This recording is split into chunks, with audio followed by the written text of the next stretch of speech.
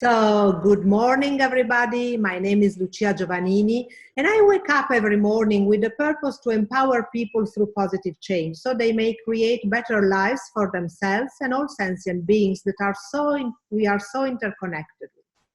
And I'm also a transformational speaker and author of 13 books, including A Whole New Life, which just launched in the US. And in this inspirational New Life series, I will be chatting with inspiring men and women who have discovered how to harness the power of change and create a whole new life that is truly fulfilling and authentic to who they are. And my next guest on this series is Marisa Peer. And Marisa is a best-selling author, motivational speaker, celebrity therapist, and pioneering hypnotherapist trainer whose unique style is often called life-changing. And she has more than 25 years of experience working with an extensive client list, including royalty, rock stars, actors, professional and Olympic athletes, CEOs, and media personalities.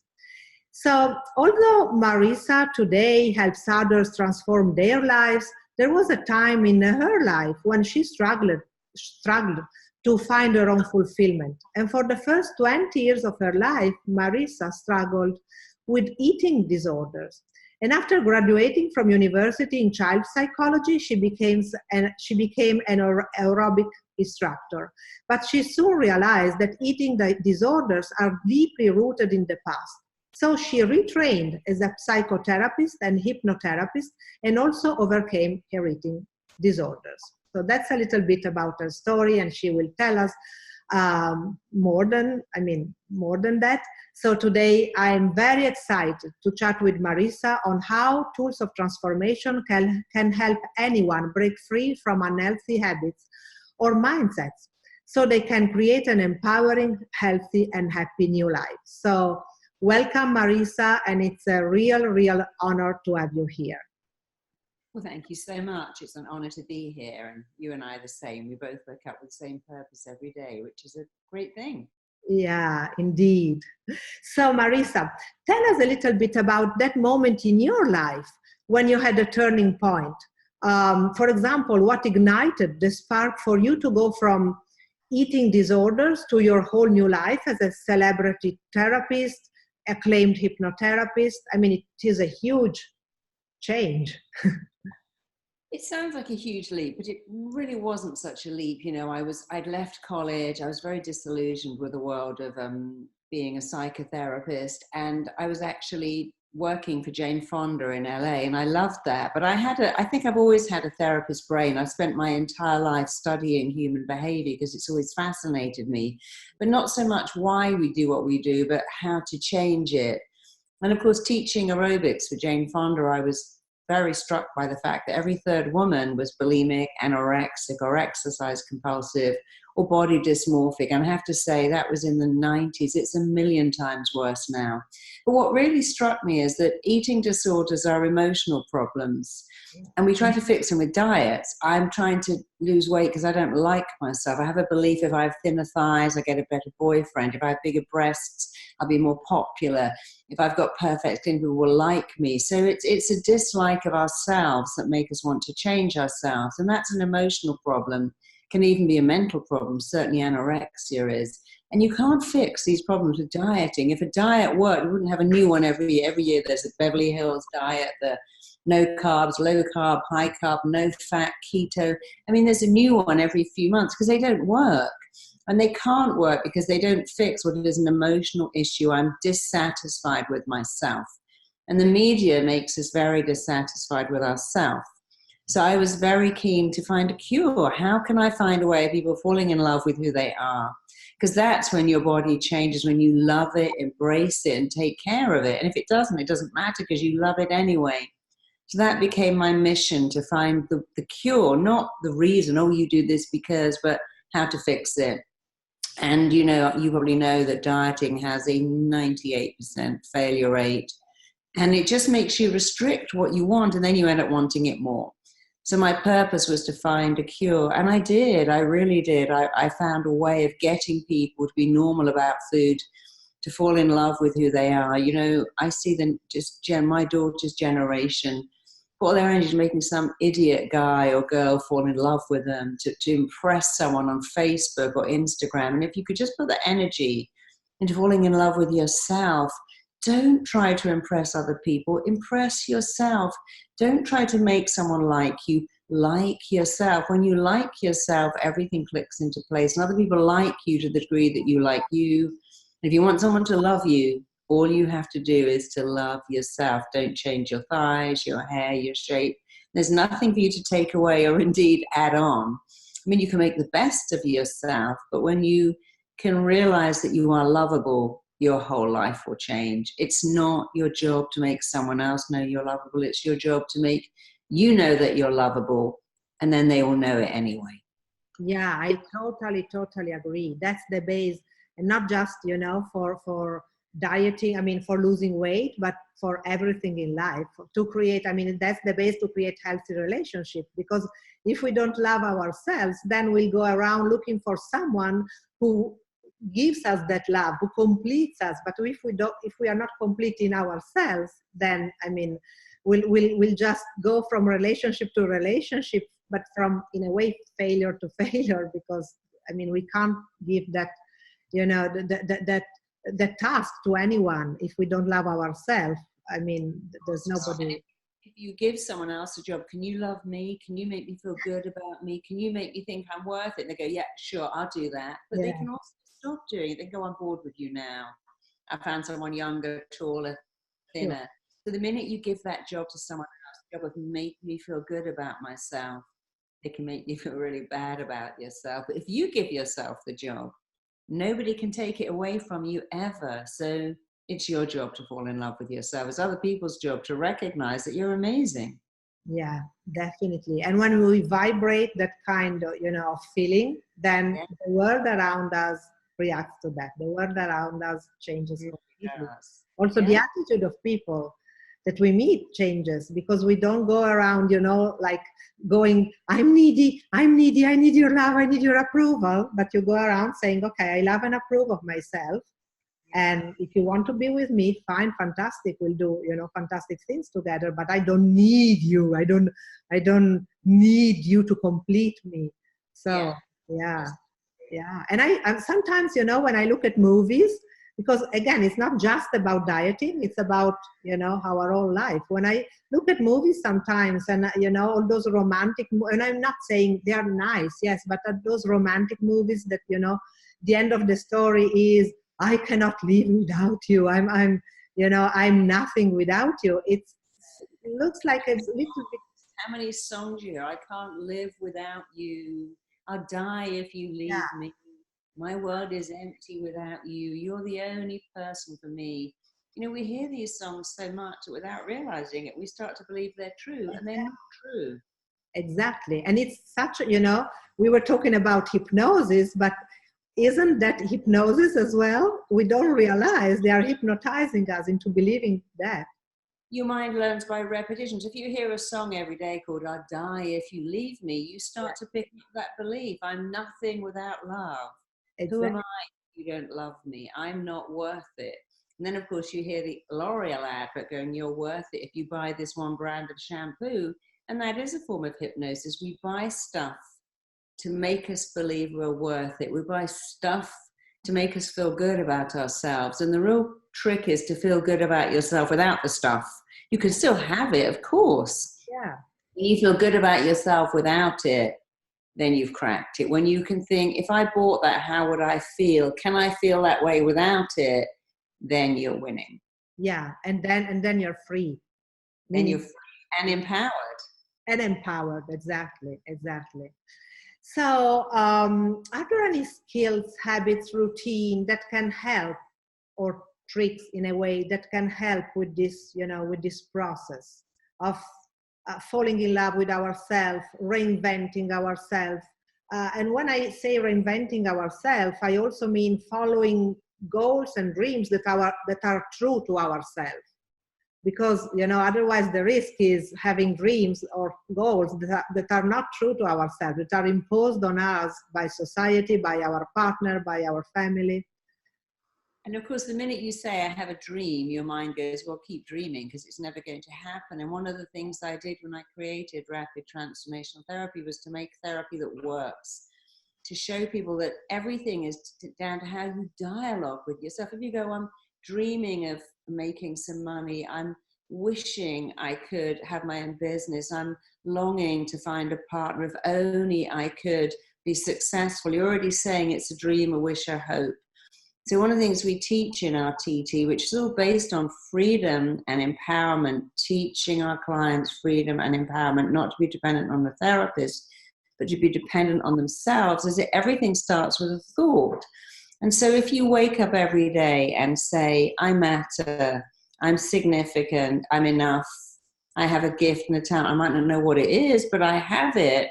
And the more I say that, the more I'm going to realize what it is. You know, if every person could wake up, go, I matter, I'm significant, and I'm enough, it would change everything. It would change bullying. It would change envy and dislike and hostility. It would put the dieting industry out of business, but that's not a bad thing. And we should do that. You know, I have schools now getting the class every day to go, I matter, I'm significant, I'm enough. And one Spanish school just told me, wow, that's just completely changed bullying. So if you want to change your life for your audience, here's something to do. And it's so simple. Write on your mirror, I am enough. Write it on the screensaver of your phone, wallpaper. Make sure your phone alerts ping twice a day with I'm enough. And change your passwords. Obviously, you need to make them super secure, so put in squiggles and dots and letters, but write, I am enough. And what's going to happen is you're going to read it every day, type it out every day, say it out loud every day. The mind learns by repetition. Whatever you focus on, you get more of. And what every word you say and every thought you think is a blueprint that your mind starts to work to reach. When you say I'm enough, your mind says, let me make that real. And you go, I'm not enough. Your mind goes, let me make that real. Your mind doesn't really care what you tell it. Its job is not to question, it's to make that reality. If you tell yourself you're terrified of dogs, that will be your reality. If you say, I love dogs, that will be your reality. You get to choose every day what to say about yourself.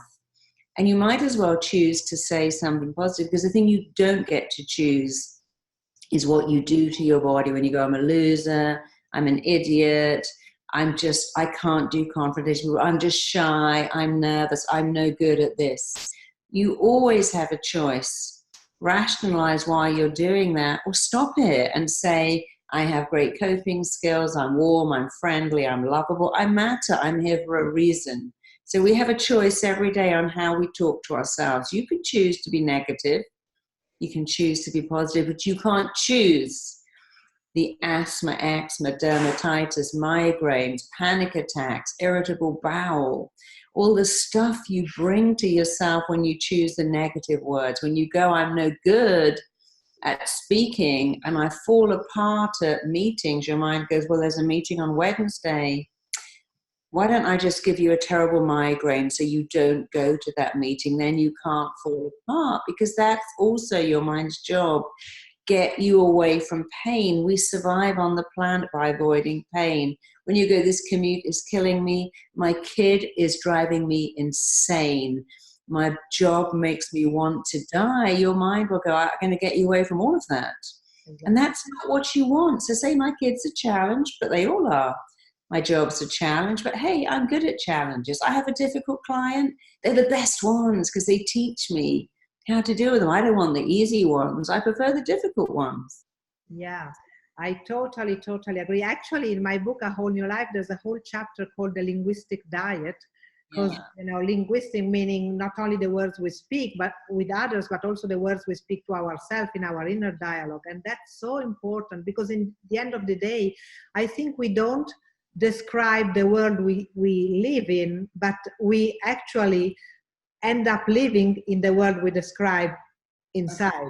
Your words shape your reality. Your words form your reality. Change your words and it will change your reality. So here's, instead of going, I'm useless at confrontation, I'm hopeless at arguments, I fall apart at stress. Say I have extraordinary coping skills. They would go, oh my God, I'm going to miss the train. It's all going to go horribly wrong. There's another train in 20 minutes. It doesn't matter.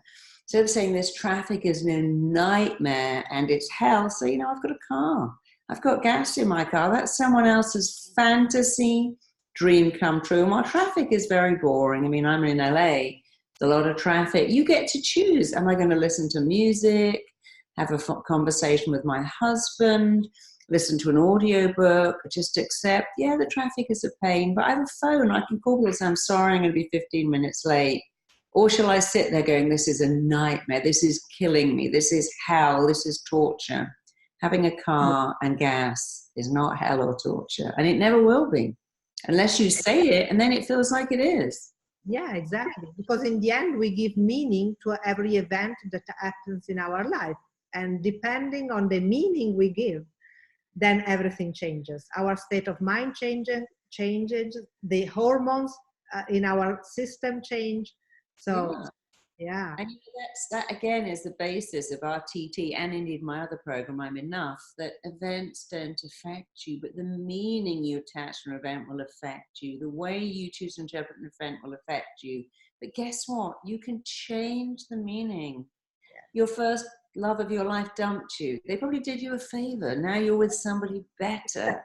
I'm so glad I got fired from my first job. I'm elated I got kicked out of college. I would get on my knees and thank my first boyfriend for dumping me, because if those three things hadn't happened, I wouldn't be where I am now. If I was the favorite child, I would never have had a drive to say to my parents, I'll show you. So you have to look back and go, well, that wasn't fun. But, you know, going back, I do it all again. So if you can change the meaning of an event, you change everything. And what we do in our TT is we do that with our client rather than for them, because that one thing changes everything. Because people have a story, you know, my dad left when I was 2. He never saw me. I found out he's got another kid. Therefore, I'm not good enough. I'm worthless. And really, that's not true.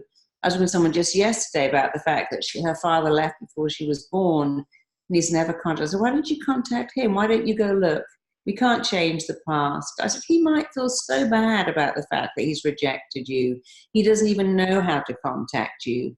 But you're all grown up now. You can have a relate. Say to him, hey, you've got this amazing daughter. Yeah. Let's be in each other's lives. Don't go into it. Where have you been? Why didn't you pay child support? How could you reject me? Because most people that reject their kids feel terrible and don't know how to go back and start again. But you can be the one that says, I can't change any of that. I mean, I've worked with so many fathers who say, my kids are better off without me. I've got nothing to offer them. My ex said, stay away, you'll just pollute them, and I'm doing them a favor. And indeed, people who try to kill themselves say the same thing. Everyone's better off without me. They're better without me. And so you have to change the fact that someone isn't rejecting you. They truly believe they've got nothing to offer you. But you could go back and offer them something, you, in their life. And I've seen so many people forge an amazing relationship with someone who rejected them, a parent, an ex, and go, wow, when I could see in my heart that they weren't sitting there going, I'm rejecting you, I'm not calling you, I'm hurting you. They were hurting themselves. Someone who doesn't call you isn't going, yeah, let me reject you. Yeah. They're just so full of their own rejection. And you can rise above that by changing the meaning and feeling. We have all these words like he's ghosting me, she's dumped me, she's rejected me. But hurt people, damaged people are dealing with their own damage, and all they can offer you is a damaged relationship. So when you decide, oh, look at that damaged, flawed person, let me go and have a great relationship with them, you have to think, well, where's that going to go? It's going to be damaged and flawed. Yeah, definitely. And also in this way, you personalize it less. Because if it's not about you. It's not about you. That's the thing. In A Whole New Life, I talk about this, personalization that we always, it's a trap that we always fall into. Oh, he rejected me. It's like it's about me. No, it's about him or her, so. People say, he ripped out my heart and jumped all over it and shredded it to pieces. It's like, no, he got bored. And you know what? You were probably bored of him too. Exactly. That. And even if you did, just created a space for someone better. Every relationship you're in makes the next one better. And if somebody was madly in love with you once and then moved on, everything they loved in you is still in you. It hasn't gone. They didn't take it with them. Every time they don't go, oh my God, I'm mad about you. Whatever that was, it's still there. And now you can find someone else. And I often say to people, you know, your first boyfriend is your starter relationship, just like your first home is your starter home, and then you get a better one. And if you see that, so I've had women who say, I was so shamed that I got divorced until you told me that was your starter marriage. There's a better one around the corner. Now I'm ready for the better one, and all the shame has gone away, because we carry all the shame. And it comes from us. We tell ourselves, I don't count, I've got fat thighs.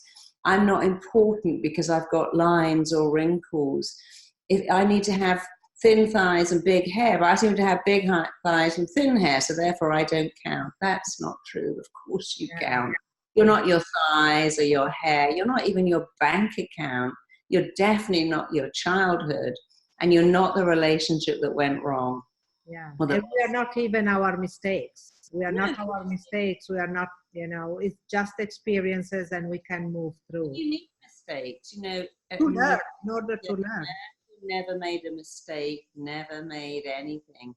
How can you learn without a mistake? Exactly. But you're not your mistakes. You're not any of those things. What you are is enough. And if you say, I'm not my past, I'm not my weight, my shape, my size, my age, my bank account, I'm none of those. I'm not the labels I can't afford to wear, but I am enough. Yeah. And it's such an important message, because it's true. When you go, I'm a goddess, I'm a rock star, I'm a movie star, your mind goes, come on. You're sharing a house with 4 other people. You haven't even got a car. How can you be a movie star? When you say I'm enough, its strength is really in its simplicity. And because it's true and simple, not only does it go in, your mind doesn't start to argue with it and go, well, that's not true. Yeah. And I think it's the core. The fear of not being enough, I think it's the core of so many problems.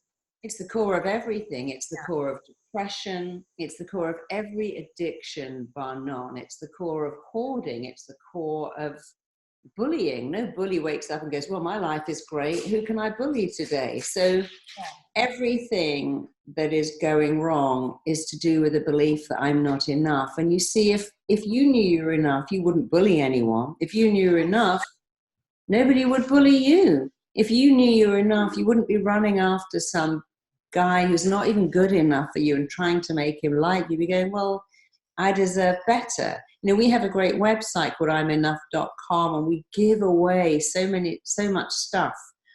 And we have people come there from all over the world and show me where they've put I'm enough on their kids' pillows, where they've written it in sand, put a little bracelet they made for their child. One of my clients said, I printed that on my daughter's pillow. The last thing she sees at night and the first thing in the morning is I'm enough. And it's changed her entirely. She's a different kid. She doesn't get bullied. And not only that, she was telling me that they had a new girl at school who was being left out. And she said to all the other girls, she was only 8, come on, we're all enough. She can join us. And she said to the girl, you're enough. You can be part of us. Because when you're enough, you don't get competitive. You don't need to exclude people. Because we are all enough. Yeah, exactly. Everyone is enough. It's a great club to be in when you're enough. It never gets full. Yeah. It's exclusive. Join the I'm Enough Club. It's an amazing place to be. Yeah. So Marisa, if there was someone listening who is currently struggling with unhealthy habits or unhealthy mindsets, what would be the one message you would like them to take away and carry with them for the rest of their lives? Well, I'd like to know that you are enough. You do matter. You're not your childhood. Whatever went on that's made you feel bad, that's not you. And the second thing I'd like to say is do not let in destructive criticism of other people. Do not let in destructive criticism, but mostly don't let in your own. Listen to your voice. And when you hear yourself saying, I'm an idiot, I'm a loser, stop that and go, I'm significant.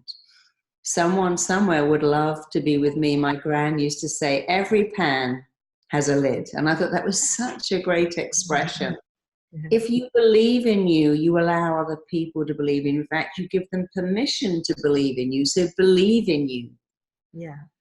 And don't do the destructive. Remember, you know, your mind doesn't listen to what you say objectively, it just believes it. So if you're depressed, I can promise you that one of the number one things that causes depression are harsh, hurtful, critical words that we say to ourselves on a regular basis. Stop the criticism and put in praise. There is nothing that will build your self-esteem more than praise, and there's nothing that will diminish it faster than self-criticism. Other people criticize you, but you know they're having a bad day when you do it. Your mind doesn't go, well, they're having a bad day. Your mind goes, if you say it, it must be true. Your mind says, if you say it, it's true. So then if that's the case, say better things.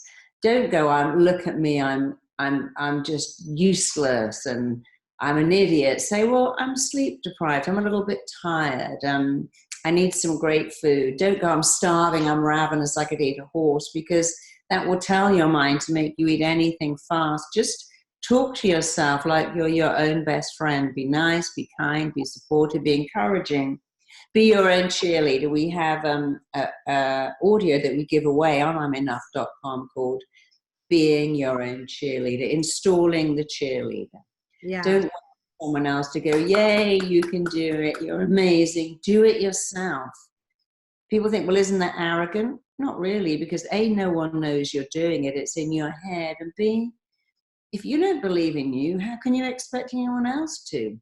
Yeah, and also I totally agree. Actually, there is a part in my book where I talk about, you know, the power of celebration and celebrating yourself, celebrating and becoming aware of your capacities rather than continuously putting yourself down, which is, you know, a terrible, terrible habit, because in this sense, we diminish our gifts, the gifts that God or the universe, however we want to call him or her, you know, gave us, and we diminish those gifts by continuously criticizing ourselves. So it's really... We actually now, January the 5th, every day is I'm Enough Day, where that day is going to go global, and it's a day where you celebrate yourself. It isn't Mother's Day or Valentine's Day, it's your day. You now have I'm Enough prizes that we give out across the world, because there should be a day to celebrate you. People said, you know, I never had a birthday party. Well, have one now.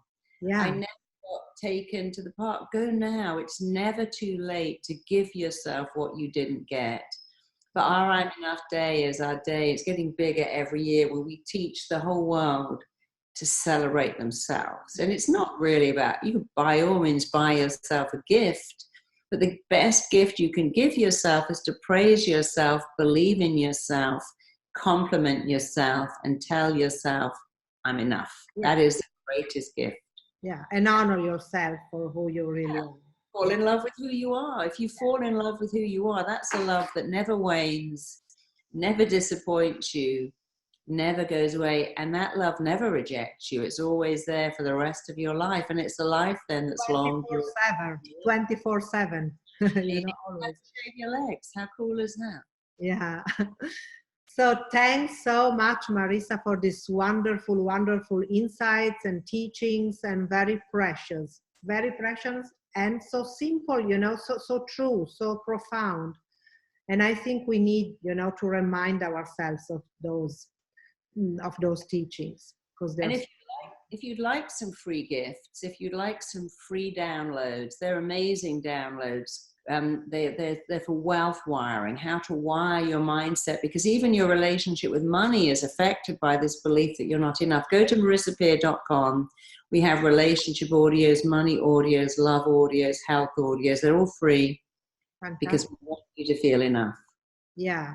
So thank you very much. You can find Marisa and all these free gifts, free downloadable at marisapeer.com. And can you say enough in Italian? I know it in French and Spanish. What is it in Italian? Io sono abbastanza. I see, that sounds so beautiful. I love it. Thank you, Marisa. Thank you very much.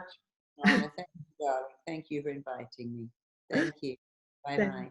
Bye. And if you're inspired by Marisa's story, of course, you can go to her website, And if you would like to learn more about, how to let go of unhealthy habits, how to love yourself more, how to make a change in your life, click on the link below to order your copy of my book, A Whole New Life, and stay tuned on my Facebook page for the next interviews, and join my A Whole New Life Facebook group if you want to watch the whole series at any time. And thank you again, Marisa, and have a wonderful day, everybody. Thank you. You too. Bye.